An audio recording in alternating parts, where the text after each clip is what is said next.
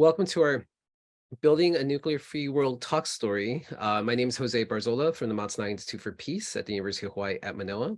Our talk story today is a Hawaii film premiere, Sakura and Pearls, Healing from World War II, which will be followed by a panel with Hiromi Peterson, Naomi, Hirano-Omizo, Dr. Maya Soetoro, and moderated by Dr. G.K. Hunter. And then we have a couple little surprises in between as well. So thank you so much for joining us today to learn about the tragic impacts of nuclear bombs. This talk story series is actually part of Building a Nuclear-Free World exhibit, which is currently available at the Hamilton Library Bridge Gallery at the University of Hawaii at Manoa, here in Oahu, till the end of April. That is hosted by the Matsunaga Institute and the National Nagasaki Memorial Hall for the Atomic Bomb Victims, as well as in collaboration with the Hiroshima Atomic Bomb Museum.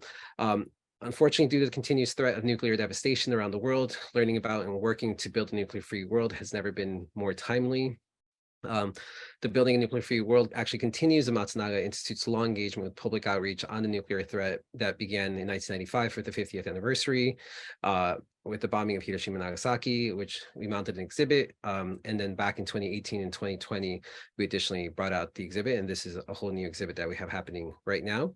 The exhibit also includes materials and items from the congressional papers of Senator Matsunaga. So there is also a little bit to learn about the late Senator Spark Matsunaga's journey into peace and the ever urgent to build a nuclear-free world. There's going to be multiple activities or events throughout both March and April. And now that we're in this month, well, without further ado, I do want to introduce our moderator and today's director. It's G.K. Hunter, who's a writer, director of Sakura and Pearls, who shares inspiring stories of forgiveness to show the future generations that we can mend the scars of history. He began his career as a facilitator of multicultural workshops, helping such groups as Jewish Holocaust survivors and Native American veterans finding healing from their past. He's also the author of Healing Our Bloodlines, the 8 Realizations of Generational Liberation, which is a guidebook that teaches how our families can heal after the devastation of war. G.K. Hunter has spoken at such venues as Cornell University, NPR's All Things Considered, and the Pacific Historic Parks History Talk Series. You can learn definitely more about him at gkhunter.com, and I'll add that link in the chat shortly. But thank you so much, everyone, for joining us today. And to get us started, I'm going to turn it over to our director/moderator, G.K. Hunter. Thank you. Thank you so much, Jose, and aloha kaku in Nippon de Ohayo gozaimasu. And to all the people who are tuning in from other places, welcome. This is the Hawaii premiere of Sakura and Pearls, Healing from World War II. It's currently streamable on PBS and will be for the next year, but this is a special event with an extra special panel that we'll be sharing with you today, including some of the products of our Hiroshima Peace Scholars program, so we'll be having them on in a little bit as well. But first, I just wanted to say a quick thank you to the Matsunaga Institute for Peace, and especially Jose. If you don't know Jose, I think everybody knows Jose, but he's the connector behind the scenes who's bringing people together, and he was so instrumental in getting Sakura and Pearls going. He introduced me to Edin Saito over at the Pearl Harbor Visitor Center, so a thank you to them. I also appreciate the Hiroshima Memorial Peace Park. My professor, Erwin Yamamoto, whose family is from Hiroshima, but he was born and raised local boy. And he's a professor at Leeward Community College, where I went back for digital video, so thank you, Leeward. And also the Nagasaki Atomic Bomb Museum and the Nagasaki Film Festival. The people over there were just so instrumental to getting this movie made. In a little bit, we are going to be having a wonderful panel. And I'd just like to quickly introduce the people who are going to be part of our panel. Today we have Hiromi Peterson. She's originally from Hiroshima, although she's lived here in Honolulu for the past 50 years. Her family are all hibakusha. Hibakusha is the Japanese term for atomic bomb survivors. So technically she's a Hibaku Nisei, which is second generation that grew up after the atomic bomb, but she was born shortly after that. She has taught at the Maryknoll High School and for Punahou School for 30 years. as a Japanese teacher. She's co-author of Adventures in Japanese, a textbook series, and she's also a calligraphy instructor. She's had various awards, including a Japanese Foreign Minister's Commendation, a Honpa Hongwanji Living Treasures of Hawaii Award, National Council of Japanese Language Teacher, Teacher of the Year Award, and the Hawaii Association of Teachers of Japanese Teacher of the Year Award, as well as the Tanimoto Kiyoshi Peace Award. You're going to find out a little bit more about who Reverend Tanimoto is, because actually his daughter was one of the atomic bomb survivors who joined us at the Pearl Harbor Visitor Center, and she just brought the whole room to tears. We also have on our panel Naomi Hirano-Omizo, is originally from Big Island, a local girl, and she's third generation Japanese American, descendant of immigrants from Shizuoka and Hiroshima. And she currently resides in Kailua. She also is the co-author of Adventures in Japanese. She taught at Punahou School for many years. She is the Crown Prince Akihito Scholarship Awardee and recipient of the Hawaii Association of Teachers of Japan Teacher of the Year Award. And of course, we are joined by Dr. Maya Soetoro, who needs no introduction because she's the graduate chair of the Matsunaga Institute for Peace. When she participated in the interviews in Sakura and Pearls, she was the director of Matsunaga Institute, and she is fascinated with leading outreach and development initiatives. And she taught leadership for social change, history for peace movements, peace education, and conflict management for educators. She also serves as a consultant for the Obama Foundation and is the co-director of Seeds of Peace. She'll also be sharing a little bit more about some of the other organizations that she's a part of for climate change and for peace building. We also have two other special guests at the end. They're both Hiroshima Peace Scholars, and they're going to be sharing with us. This is Christina Hill and Jacqueline Kojima, and they're going to be telling us about how these special programs that Dr. Soetoro and Hiromi Peterson and Naomi-san and Jose are organizing, how it really makes a big impact in our future leaders. So these are some of our future leaders that we would like to feature. So thank you to everyone for being here. I want to talk to you tonight about the main reason why I made Sakura and Pearls, Healing from World War II. We live in a time where tension is escalating. China is building up its navy to rival the United States. Tensions are rising in Japan and Taiwan and all along the South China Sea.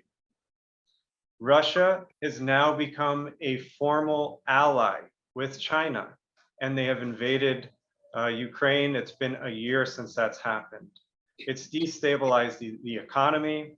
It has impacted fossil fuels, escalating the tension behind climate change, and how war and climate change are inextricably linked. There's a lot of saber rattling now about using atomic weaponry again on the hands of, by the hands of Russia, led by Putin. This is a time where tensions are escalating and we need hope. So the question that drove me to make this movie is, how do we prevent World War III? So who was I going to ask this question? Well, how about the survivors of the last World War? In World War II, Japan and the United States were the fiercest of enemies after Pearl Harbor. And this led to a justification to the Hiroshima atomic bomb and the Nagasaki atomic bomb. These events resonate still today because we still have people that survived both atomic bombs. We still have survivors of the Pearl Harbor attack who are telling their stories today. The wounds of these events run deep. So I wanted to ask, the actual survivors of these events, do you forgive the other side? And how do we prevent these same mistakes again, where we wound each other so deeply that a hatred lives inside of us? But look at what's happened since World War II between Japan and the United States. We were the fiercest of enemies, and now we are close allies and friends. And in Hawaii, you don't have to look very far to find how deep that friendship goes. People will have, many people will have Japanese members in their family, and they will have servicemen in their family, and they will have survivors on both sides. And yet we call each other family. We call each other ohana. So in Hawaii, we really see that peace bridge, how it's already been built, how it is a solid friendship. And so that transformation is what I was interested in seeing. Because if we can transform from the fiercest of enemies to the best of friends, then there's something in that transformation that we need to learn. There's something in that recipe that teaches us how to build peace and prevent war. So I asked 4 survivors of these attacks to meet face to face at the Pearl Harbor Visitor Center. And they did so a few years ago, almost to the day. And they met face to face. 2 atomic bomb survivors from Hiroshima and 2 Pearl Harbor attack survivors from the United States. They met face to face. They told their stories without censorship. They cried, we cried, I cried while making the movie. And in this whole exchange, they showed us something us, the younger generations, need to learn about how things were escalating, about how hatred happens, and how we can heal and forgive, how to bring the tension down, how to stop World War III. So what exactly happened? When these survivors met face to face at the Pearl Harbor Visitor Center, you're gonna have to watch the movie to find out. But the good news is we're about to show this movie.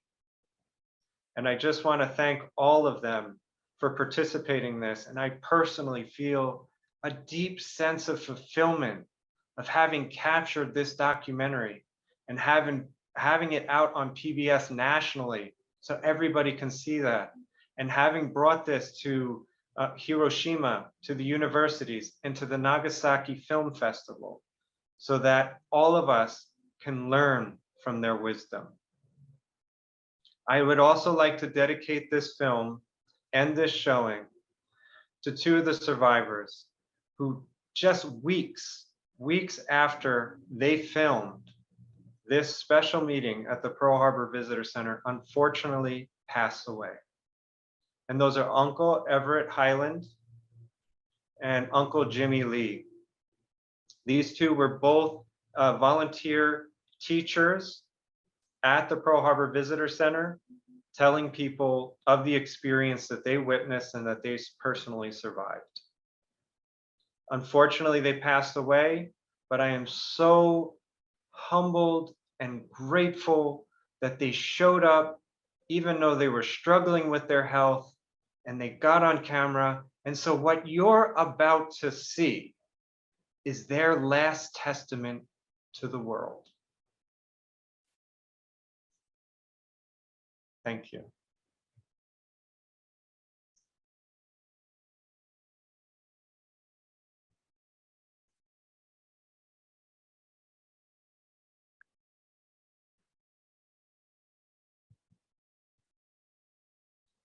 Thank you, everyone. That concludes our showing of Sakura and Pearls, Healing from World War II. And as I was watching the film with you, I realized there's 2 other things that I need to acknowledge. One, I would like to dedicate this showing also to Yamawaki-san. He's a Nagasaki hibakusha, and he survived the atomic bomb in Nagasaki, and he passed away recently as well. So a lot of the elders that you're seeing here, we really captured, you know, their story for the rest of the world to see, and we will continue to show this movie as long as we possibly can to make sure that we could learn from them and that their legacy is preserved. I also realized that it was 2013 and we're now in 2023 that Masahiro was able to, Sasaki-san was able to donate Sadako's crane. So we're at the 10-year anniversary of Sadako's Peace Crane, making it to the Pearl Harbor Visitor Center. And because Hiromi-san and Naomi-san were part of that, instrumental in getting that message out there, I just wanted to also acknowledge that. So we're going to open it up to our panel right now. We have a wonderful panel with us. Again, we're going to start off with Hiromi Peterson. Love, if you can please unmute your microphone. Hiromi-san. And as you notice, there were subtitles in English and Japanese because it was meant for a dual audience, because we do have people tuning in from Japan. So it's just easier to be able to read and to capture everything that's going on. Hiromi Sensei, hi, how are you? Hi. Oh, thank you so much for making this video. I kind of, so much emotion in me. And also, it's great if many people see this and start thinking about what we can do. Hiromi Sensei, what are you feeling right now after watching this movie?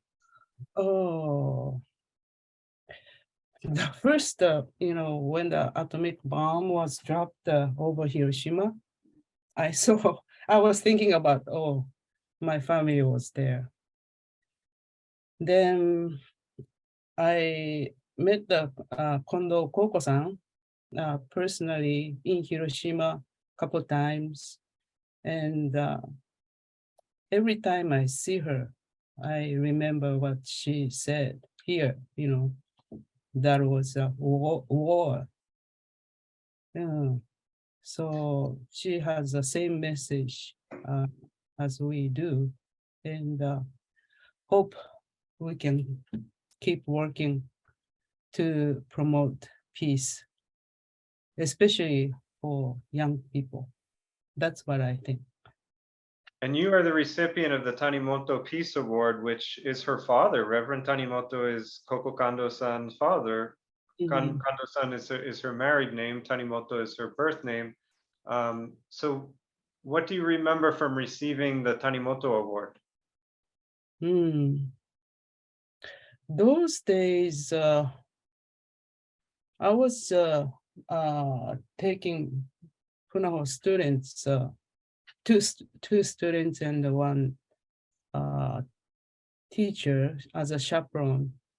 And I really felt they are learning so much there. And also when they came back to Hawaii at the chapel, they shared their thought with all the students at the school, and including the teachers. And that 12 years have influenced, I think, all the, Punahou community. That is very powerful. And I thought that award kind of, to our efforts to let the Americans know about Hiroshima atomic bomb itself. And so all of your family are hibakusha, so they all survived. All your siblings, your parents, and you've met many hibakusha over the years. what would you say is the lasting impact on survivors of the atomic bomb?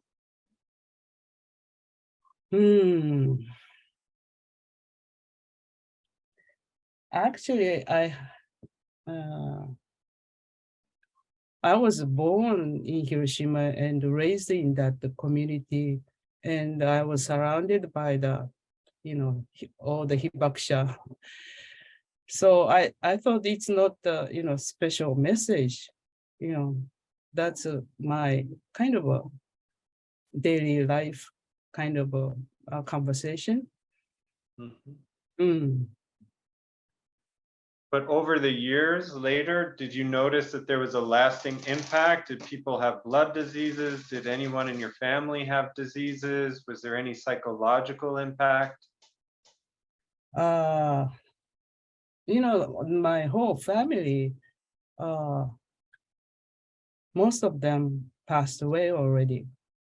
And especially my, let's say, family, my father was, how old was he? About 30, I was trying to figure out, he was 31 years old. Wow. And yeah, he just came back from, sent back from China. He got wounded, then sent back to Hiroshima, then working at the rice shop, then got this atomic bomb. Then maybe because of his age, that didn't affect too much to his body. But my mother, she was 25 years old, and my oldest sister, she was 5 years old. The second sister, 3 years old, and my older brother, 3 months. And they actually, after the atomic bomb was dropped, they escaped from the house and walked through the Hiroshima, the street. My father got injured, so my mother put him on the cart, and she was carrying my older brother, baby, then pushing the cart with my two older sisters. Then they walked through the old street. Then saw all kind of so many people who was walking like this, because all the skins got burnt and cannot put those skins down. And also that the river was full of the dead people. And my mother reached to that elementary school. Then put my father on the gym floor. Then he didn't have any medicine. So what she did was that they were burning that dead bodies in the playground. Then she picked some bones and make it powder and apply that to my father's skin. And my oldest sister, she was only 3 years old, but my mother decided to get the oil from the house. So she took my oldest sister and also, of course, had a baby on the back. Those 3 died from leukemia because they walked, through the street, maybe had lots of radiation. Then. And these were in the same hospital as Sadako, correct? Yes, my sister, oldest sister, she was 5 years old, but she passed away at age 62. But she was in that hospital for 3 years. And she was a PE teacher and a very, big and strong. And I just couldn't imagine that kind of thing happen to my sister. Yeah, and poor thing is my older brother. He was just a baby, but when he was about 70 years old, all of a sudden he got leukemia, and after 3 years struggling, then he passed away. So the whole family kind of had a negative feeling to everything, what happened from the atomic bomb.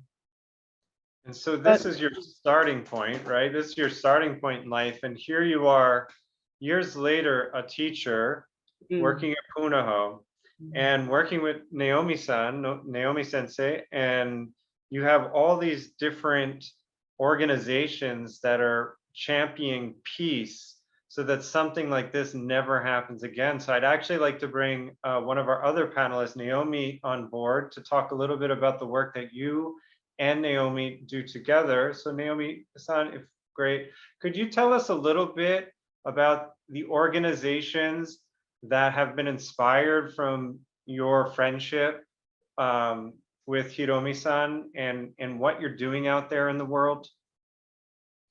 Well, it all started at Punahou School, where both Hiromi-san and I were teaching. And it started with us writing the textbook Adventures in Japanese, where in the 4th volume, we included her family's war story and my grandfather's internment war story. I mean, he was here in Hawaii and was interned. And that resulted in having our students research their own family war story histories. And we received so many moving, touching stories, and Hiromi's eyes were opened because she had never, as a Japanese, she had never heard many of these stories about the aggression in Asia, Southeast Asia. And I also learned very much because we had so many students who had roots all over the world, not only in Asia, but here in Hawaii and all over the United States and extending to Europe. And that because of the textbook royalties, we were able to, we received, by the way, all of the royalties went to Punahou School, but the interest was used to support several programs, including professional development for our teachers. But I think the ones that we are most proud of are the ones that help to support the Hiroshima Peace Scholarship that we started in 2009 to allow 2, sometimes 3 students from Punahou to travel to Hiroshima to experience with their own eyes the devastation that occurred in Hiroshima. And so we are very grateful to Punahou School. After my retirement, Hiromi-san retired, I believe, 4 years before me, and or 6 years before me. And after I retired, we decided that we would like to include other students in the scholarship program. And so we expanded it, wanted to expand it to public schools in Hawaii as well. And at that point, we decided to transfer our donations to the Japan America Society of Hawaii. And just about that time, of course, COVID happened. And so we've been working very closely with JASH to kind of renew the scholarship, kind of redesign the scholarship. It was a good chance actually to do that. And for the first time this year in 2023, the summer of 2023, we will be sending two students who we just selected, Reina Gamarino from Punahou School and Yuka Brown from Kalani High School, one private and one public student who will be going, and this time they will be hosted by a different group of a committee there in Hiroshima that Hiromi-san sort of coordinated and organized. Previous to that, we were hosted by the Hiroshima Jogakuin School in Hiroshima. Very inspiring. And can you please tell us who made that calligraphy back there, and what does it say? Well, this calligraphy, Peterson Sensei is also a master calligrapher, and she's won many awards for that as well. And so she often gifts me with her beautiful work. And this one hangs here. It says "Okage-sama de," which means I am what I am because of you. Oh. And so this applies to, I think, many of us. I mean, especially when we get to be our age, we have benefited from the kindness of many, many people around us. Very good. So you're going to have an opportunity to talk a little bit more about Hiroshima Peace Scholars in just a moment. We're going to introduce two of them. So we have two special guests with us who are graduates from the program, and we're going to ask them how this program that the two of you started has prepared them for their work in the world. And they're doing some really inspiring stuff. But I would like to just go ahead. Yeah, quickly also mention Yeah. the Sadako project, since that was also something that was part of your documentary.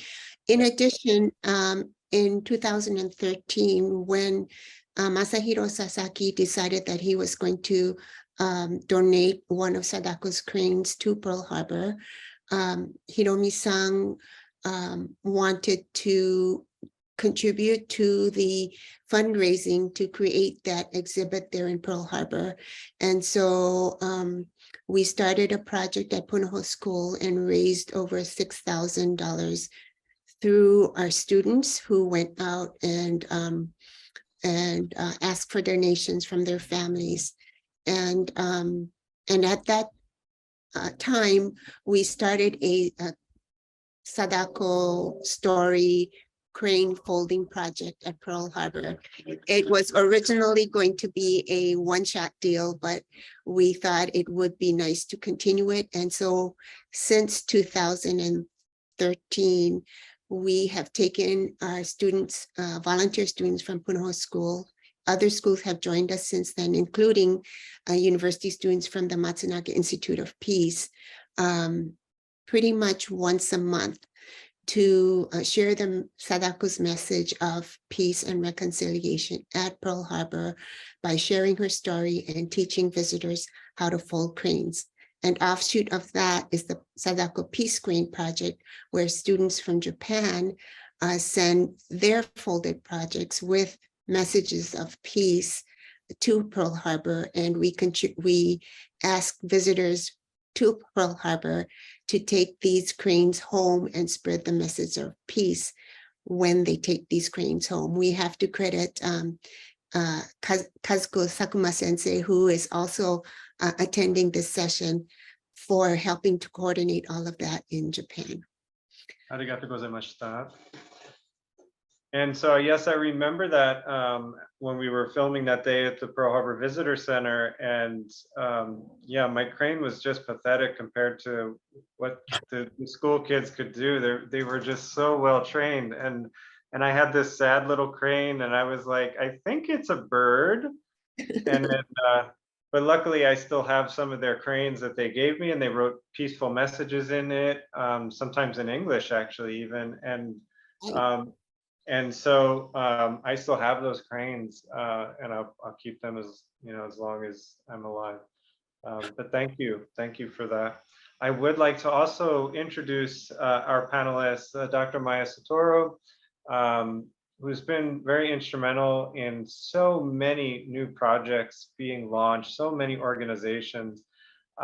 So actually, Maya, if we could, I would like to ask you, because you're so involved with so many organizations, what are the ones that you've recently started that you're most passionate about, that you feel like is really preparing our next generation of peace builders? Oh, I am completely drenched with gratitude to be involved in too many projects to discuss in our limited time. But what I will say is that, you know, I really credit and applaud Hiromi-san and Naomi-san for the work that they're doing. I think that the work that's happening in schools, both in Hiroshima and Nagasaki and in Hawaii, is really critically important, and that work is so multifaceted. One of the projects that I participated in, not so much recently, but for a number of years, was a Blackened Canteen project. And for those of you who don't know, that's where a blackened canteen was recovered from the site of a crash where two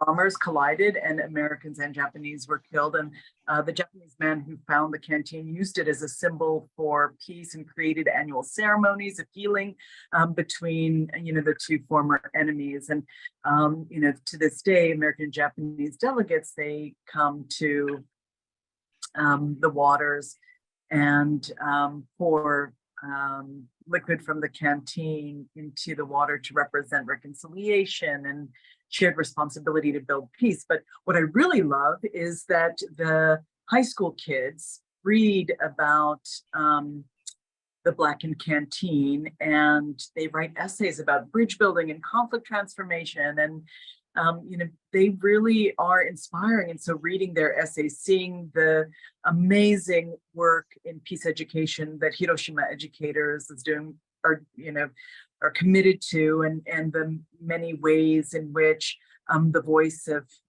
peace and reconciliation, of harmony and restoration are being amplified through arts. I also am very honored to have some of those cranes. I have a replica of Sadako Sasaki's crane, but also the cranes that kids in Hiroshima folded for me with messages of peace. And I think about the storytelling that abounds in all of this, and how hibakusha like Koko Kondo really are key. I'm so glad that you have captured her voice and others. You really, through the film, offer us an unfiltered view of the bomb's effects, and, you know, the devotion, not just to those who have survived and honoring their stories, but also the commitment to forgiveness is really compelling. And these stories, I love this story of her wanting to punch the pilot as a child, and then taking his hand when he expressed grief and regret, and how that moment of redemption, which she gave but also received, ended up charting the path for the remainder of her life. And she's just such a treasure, those stories of survival and courage. I think that not only is it important to hear the stories of suffering, destruction, death, but also to see those single souls who bravely endured and yet are able to forgive and have such wisdom and insight.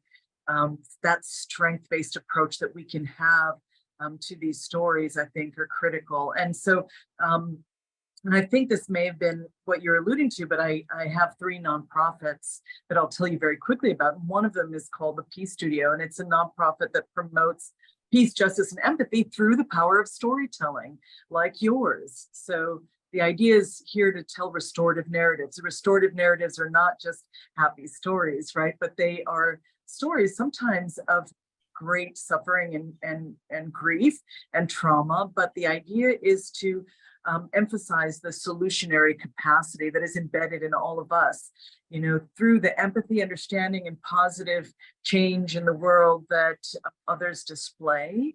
We can find our own capacity to be upstanders, right? So the Peace Studio supports artists, journalists, and storytellers of all kinds through fellowships, networking conversations, mentorship, workshops, curriculum.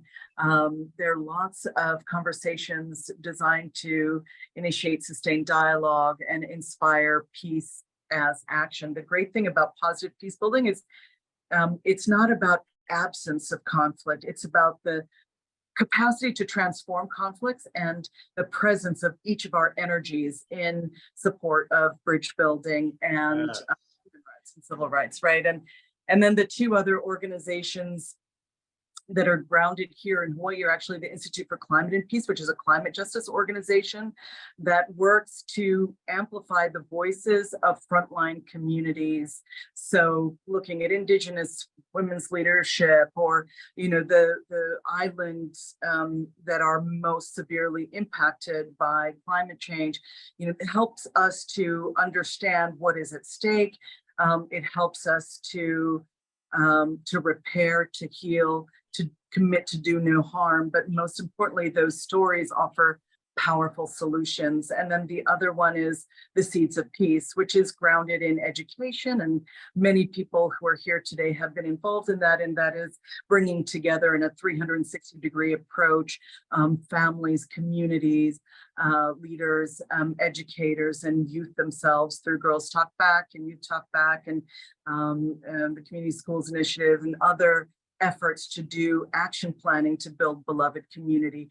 The point of all of this is that peace, when we look at the stories that we share today, when we consider our commitment, it has to be undertaken as action, and our commitment to heal is about both storytelling and utilizing our hearts, hands, and minds to support others, to engage in valuable work, to educate, to share, to support others in our beloved community. So thank you to all of the people who are boldly engaged in peace as action here today. I'm really glad you brought up the climate change issue, because it is the most pressing issue that's leading to all this tension. And in World War II, there was a trade embargo on giving Japan oil before the attack on Pearl Harbor. So energy always plays a part in these global conflicts. And unfortunately, everything that's happening with Ukraine and Russia right now is also putting tension on fossil fuels. So obviously, preparing for climate change, mitigating fossil fuels, and preventing world war. We're in an age now, Maya, where it's all connected. Like, they're all connected. And so as I was thinking, as you were talking about your three different aspects of peace building, I thought the climate change is one that we're not talking enough about. So I'm really glad to hear that you're working on that as well. Thank you. And I know to ahead. move on, I just wanted to say that communities that have high measures or indicators of positive peace building are more resilient, and that although resource scarcity and competition and climate refugees and others can be a source of conflict, that shared resources offers robust opportunity actually to engage in sustained dialogue and to transform that conflict, knowing where we need to place our energies, our resources, and our commitments, allowing people who have been either enemies or have simply not been in conversation to come together in that shared commitment to the planet and to resource. So it's a great opportunity as well as a challenge. Absolutely. Thank you, Maya. And again, the peacestudio.org, climateandpeace.org, and Seeds of Peace, seeds spelled with a C. They're.org. They're all in the comments field, along with Sadako Peace Crane project and the Matsunaga scholarship. There is a Matsunaga scholarship. So just please check in with those comments and visit those sites tonight. And I also have some information on my website, gkhunter.com, if you're curious about that as well. We want to just come back to Naomi. If you could please give us a quick to unmute and to quickly give us an introduction to two Hiroshima Peace Scholars. So these are two people that actually went through your program. Could you please, we're going to start with Jackie first, and then we'll go over to Christina. All right. Yes, it is my pleasure to introduce our two former Hiroshima Peace Scholars. The first is Jackie Kojima, who went to Japan as a Peace Scholar in 2013. She's a 2014 graduate of Punahou School.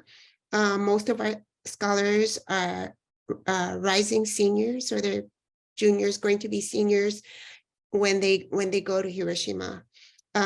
Jackie graduated from the University of Hawaii Manoa, and I remember while she was there, she was also working at Punahou School in the immersion program at the Wo International Center. And currently, we're proud of Jackie as she is a Japanese language teacher at our rival school, but we're still very proud of her at Iolani School in the middle school.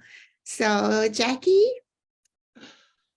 or would you like me to introduce Christina as well?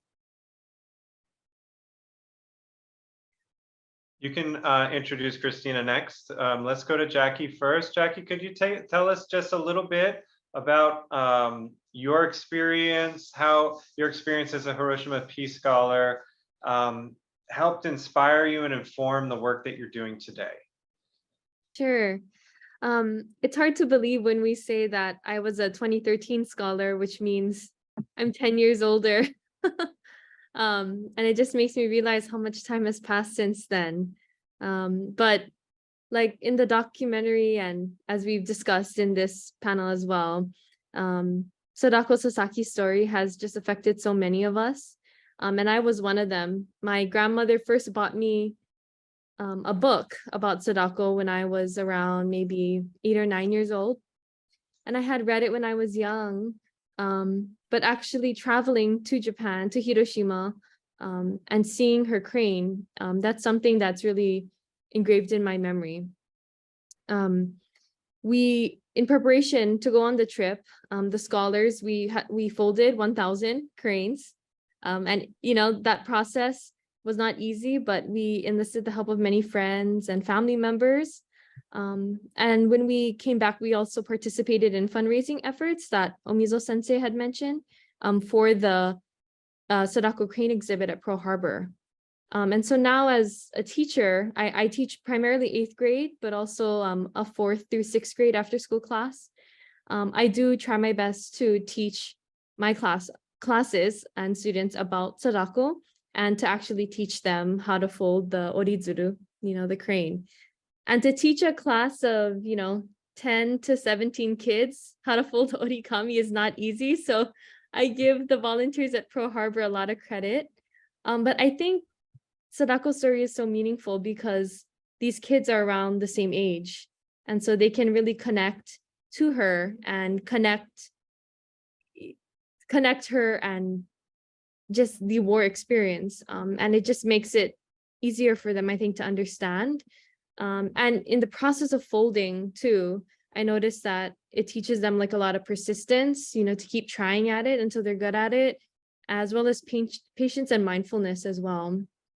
I also encourage all of my students to apply and travel abroad, especially to Japan, since a lot of them are interested in it, because I really do believe after participating in the scholarship that it's one of the best ways to make history tangible and to make connections with other people, you know. And that was also a great motivator for me to continue studying Japanese, and it gave me a motivation to want to communicate with others. And as Omizo Sensei had mentioned, now that the scholarship is open to all Oahu juniors and just more students in Hawaii, I think it's a great opportunity. So my students at Iolani can also apply now. And this scholarship has really influenced me as a teacher and encouraged me to be like Omizo Sensei and Peterson Sensei and try my best to create opportunities for my students. And although I'm not there yet, I'm in my 4th year of teaching. I hope, you know, in another 20 years, I have something to show for it as well. So just thank you so much again for inviting us here today. Thank you for being here. And will you ever transfer to Punahou, or is this like a done deal? Well, you never know. We'll put in a good word for you. We have so many, geez, all the panelists are connected to Punahou. I just realized that. Great. And so Naomi san, can we please introduce Christina Hill next, please? Thank you, Jackie. All right, so our second Hiroshima Peace Scholar is Christina Hill, who happened to go as a Hiroshima Peace Scholar just 1 year after Jackie. So she went to Hiroshima in 2014 and is a 2015 graduate of Punahou. And Christina then went on to college, and I'm sure she will share with you later, but she has done some wonderful things in the area of nuclear research, so forth. And she just recently graduated from Stanford University with a master's, and currently is at an startup AI company. And we are just very, very excited about the continued futures of these two young women, but also all of the past and future Hiroshima Peace Scholars. They represent a diverse field, we're learning, and we are very confident that they will contribute greatly to building bridges between among all of our nations. So Christina. Thank you so much for introducing me, Omizo Sensei, and thank you to all the panelists and to Jose for setting this up, and to GK for sharing your beautiful film. Like Jackie said, if I can take one thing away from my Hiroshima Peace Scholarship experience, it was that I was able to participate in on-the-ground diplomacy as a high schooler, which is something that is very rare and was very fundamental and impactful for my experience. I was able to live with a host family in Japan, and I think me and the other student who were Peace Scholars that year, I think we might have been the first students to not speak Japanese. We weren't Japanese language students, but we were nonetheless super interested in the region and in this scholarship in general. And so I'm really thankful to have been given the opportunity, despite not having the language skills. But it was so great to be fully immersed while doing that. And it really just set me on this career path and academic path towards researching non-proliferation and where nuclear radiation and testing has affected other parts of the world. So while in undergrad, I was able to be a part of a research group that went to the Marshall Islands, and the Marshall Islands is a group of islands that were the sites of American nuclear testing, and the Marshallese weren't given a lot of insight into what this testing was and how the radiation was going to affect them. So our job as academics over there was to basically see if some of these islands are still radioactive. The US government had done their own testing, but as a nonpartisan group, we were able to also give information to the Marshallese. So that was really interesting, also on the ground diplomacy, and again, seeing the lasting impacts of nuclear radiation in that front. Then following college, I was able to go to Kazakhstan, which was a site of Soviet nuclear testing. And this Kazakhstan was completely left in the dark regarding nuclear testing. There wasn't a lot of reparations or explanation about the nuclear testing and the effects. And so the statistics and the numbers of people who were affected are also not publicized because the Soviets kept that very under wraps.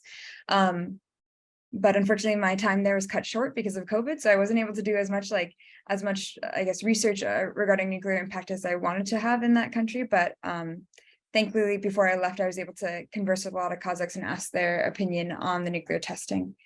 And then I just finished my master's in Russian studies. And so GK, to go back to the whole reason why you decided to make this film, I think looking now at current geopolitics and how accessible like nuclear weapons are to like these great powers is really scary. I think peace talks or nuclear weapons, diplomatic talks between Russia and the US has almost like ceased completely since Russia invaded Ukraine. And so I think just moving forward, if we can continue, hopefully on a grand like geopolitical strategic level, like begin those talks again. Like even if now we're like in this moment of tension, at the very least to have like a little bit of diplomacy and talking, I think is like the very least that we can do. Yeah, but I do think that big level, like strategic level, can also start at the very like minute level, and it can happen through like high school exchanges. It can happen by humanizing everybody, by learning Russian, by learning Chinese, by learning Japanese, just understanding that people are people. And yeah, I think that can also very much like help us in the future towards these like peace building missions that we want. Very well said, Christine. I'm very impressed. And I agree that we need to maintain the human connection. So whenever I talk about Russia, I always say at the hands of Putin, because really the majority of Russians don't want what's happening right now. They want to continue their lives. They want economic stability. They don't want this. But unfortunately, there are charismatic leaders out there. There seems to be a rise of fascism again, or a new form of it. And so there are a lot of elements from World War II that we're seeing again here. Obviously different, technology is different, but nuclear weapons are still here. And so I like what you said about deproliferation and needing to keep the channels of our humanity open during the conflict, before the conflict, not just after the conflict. So really well said. Thank you, Christina. Thank you for having me. So I just wanted to take a moment to thank all of our panelists. I mean, what amazing heartfelt stories, what resources. I mean, this is what gives me hope. Like when we have these talks, we show the movie and we talk with the people who are listening and doing things out in the world, the peace builders who are actively doing, look, we're the catalysts. We're the ones that are changing the world. Doesn't matter what generation we're from, we're uniting our generations together to do what we're doing right now. And so I believe if we continue to join catalysts together, meet together, speak from our hearts, and share these amazing ideas and perspectives based on our intercultural experiences, that we're going to do this. We're going to usher humanity into a stable society, to our next phase of evolution on a moral level, but also on our intercultural level. So I just want to thank all of you for being catalysts, for being the people on the right side of history, for being the healers of our society, and for being a part of my team. So I feel like all of you are part of my team. Thank you so much for what you're doing here and for paying homage to these really brave elders who shared their stories for the world to see. Mahalo nui, everyone. Thank you so much for coming. Please remember to tip your waiter on the way out. No, I'm just kidding. Please take a look at the chat box and take a visit to all of these great programs here. Pick your favorite, go visit the site, and share it on social media. You know, you guys are the catalysts that will inspire other people to join these programs. So thank you so much for everyone for taking your time to watch Sakura and Pearl's Healing from World War II. Aloha, ahui ho. Thank you. Arigatou gozaimashita. Arigatou Thank you very gozaimasu. much. Arigatou gozaimashita.